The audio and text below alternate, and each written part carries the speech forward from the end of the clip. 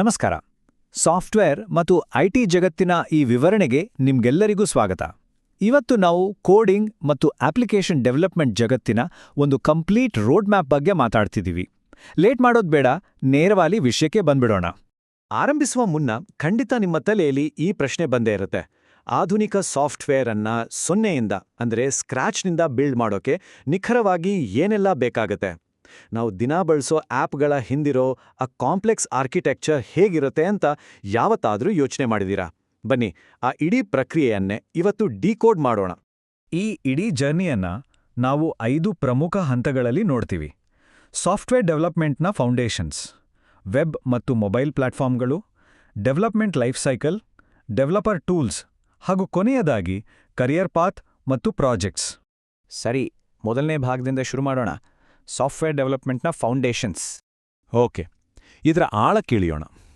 ಒಂದು ಭದ್ರವಾದ ಮನೆ ಕಟ್ಟೋಕೆ ಇಟ್ಟಿಗೆ ಸಿಮೆಂಟ್ ಎಷ್ಟು ಮುಖ್ಯನೋ ಸಾಫ್ಟ್ವೇರ್ ಡೆವಲಪ್ಮೆಂಟ್ ಕೂಡ ಹಾಗೇನೆ.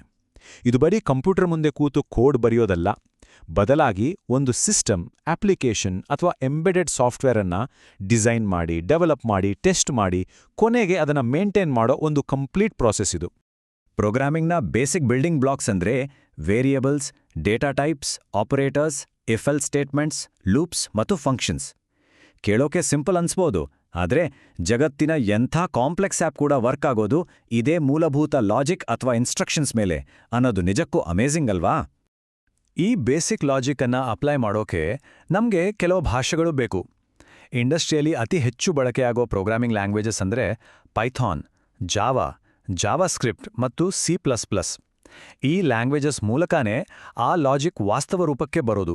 ಈಗ ಎರಡನೇ ಭಾಗಕ್ಕೆ ಹೋಗೋಣ, ವೆಬ್ ಮತ್ತು ಮೊಬೈಲ್ ಪ್ಲಾಟ್ಫಾರ್ಮ್ಗಳು. ನಾವು ಬರೆದ ಕೋಡ್ ರಿಯಲ್ ವರ್ಲ್ಡಲ್ಲಿ ಎಲ್ಲಿ ಲೈವ್ ಆಗಿರುತ್ತೆ? ವೆಬ್ ಡೆವಲಪ್ಮೆಂಟ್ ತಗೊಂಡ್ರೆ ಅದರಲ್ಲಿ ಯೂಸರ್ಸ್ಗೆ ಕಾಣೋ ಫ್ರಂಟ್ ಎಂಡ್ ಇರುತ್ತೆ, ಅದಕ್ಕೆ HTML, CSS ಮತ್ತು JS ಬಳಸ್ತಾರೆ. ಹಿಂದೆ ಕೆಲಸ ಮಾಡೋ ಬ್ಯಾಕ್ ಎಂಡ್ಗೆ Node.js, ಪೈಥಾನ್ ಅಥವಾ ಜಾವಾ ಇರುತ್ತೆ. ಹಾಗೆ ಡೇಟಾಬೇಸ್ಗೆ SQL ಅಥವಾ NoSQL ಬಳಸ್ತಾರೆ. ಆದರೆ ಮೊಬೈಲ್ ಡೆವಲಪ್ಮೆಂಟ್ ಕಥೆನೇ ಬೇರೆ.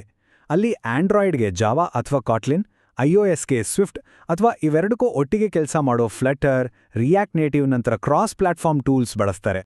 ನೆಕ್ಸ್ಟ್, ಮೂರನೇ ಹಂತ, ದಿ ಡೆವಲಪ್ಮೆಂಟ್ ಲೈಫ್ ಸೈಕಲ್. ಬನ್ನಿ, ಈ ಸಾಫ್ಟ್ವೇರ್ ಹೇಗ್ ಬಿಲ್ಡ್ ಆಗುತ್ತಂತ ನೋಡೋಣ. ಒಬ್ಬ ಆರ್ಕಿಟೆಕ್ಟ್ ಬಿಲ್ಡಿಂಗ್ ಕಟ್ಟೋ ಮುಂಚೆ ಬ್ಲೂಪ್ರಿಂಟ್ ರೆಡಿ ಮಾಡ್ತಾರಲ್ವಾ, ಹಾಗೇನೆ ಸಾಫ್ಟ್ವೇರ್ ಮಾಡೋಕೊಂದು ಪ್ರೋಸೆಸ್ ಇದೆ. ಇದನ್ನೇ ಸಾಫ್ಟ್ವೇರ್ ಡೆವಲಪ್ಮೆಂಟ್ ಲೈಫ್ ಸೈಕಲ್ ಅನ್ನೋದು. ಇದು 6 ಸ್ಟೆಪ್ಸ್ನಲ್ಲಿ ನಡೆಯುತ್ತೆ. ರಿಕ್ವೈರ್ಮೆಂಟ್ಸ್ ಕಲೆಕ್ಟ್ ಮಾಡೋದು, ಡಿಸೈನ್, ಡೆವಲಪ್ಮೆಂಟ್, ಟೆಸ್ಟಿಂಗ್, ಡಿಪ್ಲಾಯ್ಮೆಂಟ್ ಮತ್ತೆ ಕೊನೆಗೆ ಮೇಂಟೆನೆನ್ಸ್. ಈ ಇಡೀ ಪ್ರಕ್ರಿಯೆಯಲ್ಲಿ ಟೆಸ್ಟಿಂಗ್ ಅನ್ನೋದು ತುಂಬಾನೇ ಕ್ರೂಷಿಯಲ್. ಯಾಕಂದ್ರೆ ಕೋಡ್ ಬರೆದ ತಕ್ಷಣ ಕೆಲಸ ಮುಗಿಯಲ್ಲ.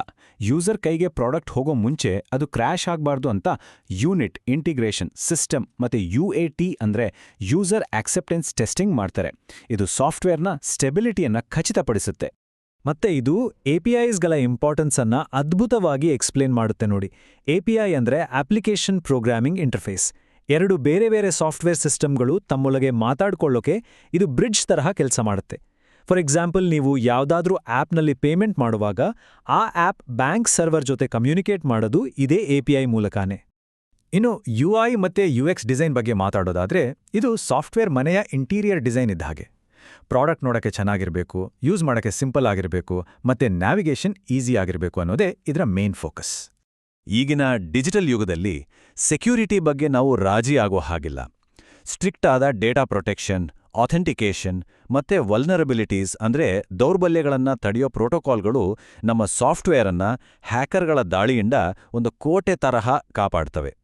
ಇವೆಲ್ಲ ಆದ್ಮೇಲೆ ಫೈನಲ್ ಆಗಿ ಡಿಪ್ಲಾಯ್ಮೆಂಟ್. ಸಾಫ್ಟ್ವೇರ್ ಲೈವ್ ಆಗೋ ಕ್ಷಣ ಇದು. AWS ಅಥವಾ ಅಜೂರ್ನಂತಹ ಕ್ಲೌಡ್ ಪ್ಲಾಟ್ಫಾರ್ಮ್ಗಳು ಹಾಗೂ ಸರಿಯಾದ ಡೊಮೇನ್ ಮತ್ತು ಸರ್ವರ್ ಸೆಟಪ್ ಮೂಲಕ ಈ ಫೈನಲ್ ಪ್ರಾಡಕ್ಟ್ ಪ್ರಪಂಚದಾದ್ಯಂತ ಯೂಸರ್ಸ್ಗೆ ಸಿಗೋ ಹಾಗೆ ಮಾಡಲಾಗುತ್ತೆ. ಓಕೆ, ಈಗ ನಮ್ಮ 4ನೇ ಸೆಕ್ಷನ್, ಎಸೆನ್ಷಿಯಲ್ ಡೆವಲಪರ್ ಟೂಲ್ಸ್. ಡೆವಲಪರ್ಗಳು ಡೈಲಿ ಯೂಸ್ ಮಾಡೋ ಟೂಲ್ಸ್ ಅಂದ್ರೆ VS code, Postman, Chrome dev tools. ಆದರೆ ಇಲ್ಲಿ ಹೈಲೈಟ್ ಮಾಡಬೇಕಾದದ್ದು ಗಿಟ್ ಮತ್ತೆ ಗಿಟ್ಹಬ್. ಟೀಮ್ ಜೊತೆ ಕೆಲಸ ಮಾಡುವಾಗ ಯಾರು ಯಾವ ಕೋಡ್ ಚೇಂಜ್ ಮಾಡಿದ್ರು ಅಂತ ಟ್ರ್ಯಾಕ್ ಮಾಡೋಕೆ ಇದು ಒಂಥರ ಟೈಮ್ ಮಷೀನ್ ಇದ್ದಾಗೆ. ಇದು ಲಿಟ್ರಲಿ ಒಂದು ಗೇಮ್ ಚೇಂಜರ್. ಆದರೆ ಬರೀ ಟೂಲ್ಸ್ ಕಲ್ತ್ರೆ ಸಾಲ್ದು, ಅದನ್ನ ಬೆಸ್ಟ್ ಪ್ರಾಕ್ಟೀಸಸ್ ಜೊತೆ ಅಪ್ಲೈ ಮಾಡಬೇಕು. ಕ್ಲೀನಾಗಿ ಕೋಡ್ ಬರೆಯೋದು, ಪ್ರಾಪರ್ ನೇಮಿಂಗ್ ಸ್ಟ್ಯಾಂಡರ್ಡ್ಸ್ ಫಾಲೋ ಮಾಡೋದು, ಕಂಟಿನ್ಯೂಸ್ ಟೆಸ್ಟಿಂಗ್ ಮಾಡೋದು ಮತ್ತೆ ಎಲ್ಲಕ್ಕಿಂತ ಹೆಚ್ಚಾಗಿ ಹೊಸ ಟೆಕ್ನಾಲಜಿ ಕಲಿಯೋ ಮೈಂಡ್ಸೆಟ್ ಇಟ್ಕೊಡೋದು ತುಂಬಾನೇ ಮುಖ್ಯ. ಬನ್ನಿ ಈಗ ನಮ್ಮ ಕೊನೆಯ ಭಾಗಕ್ಕೆ ಹೋಗೋಣ, ಕೆರಿಯರ್ ಪಾತ್ಸ್ ಮತ್ತು ಪ್ರಾಜೆಕ್ಟ್ಸ್. ಇಲ್ಲಿ ಮೇನ್ ಪಾಯಿಂಟ್ ಏನಂದ್ರೆ, ಈ IT ಫೌಂಡೇಶನ್ಸ್ ಕಲ್ತ ಮೇಲೆ ನಿಮ್ಗಿರೋ ಆಪರ್ಚುನಿಟೀಸ್. ನೀವು software developer, QA tester, DevOps engineer ಅಥವಾ ವೆಬ್ ಆ್ಯಂಡ್ ಮೊಬೈಲ್ ಡೆವಲಪರ್ ಆಗಿ ಬೇರೆ ಬೇರೆ ಸ್ಪೆಷಲೈಸ್ಡ್ ರೋಲ್ಸ್ ಅನ್ನ ಚೂಸ್ ಮಾಡ್ಕೋಬಹುದು. ಆದ್ರೆ ಈ ಥಿಯರಿ ನಾಲೆಜನ್ನ ಗಟ್ಟಿ ಮಾಡ್ಕೋಬೇಕಾದ್ರೆ ಪ್ರಾಕ್ಟಿಕಲ್ ಆಗಿ ಪ್ರಾಜೆಕ್ಟ್ಸ್ ಮಾಡೋದು ಅಷ್ಟೇ ಇಂಪಾರ್ಟೆಂಟ್.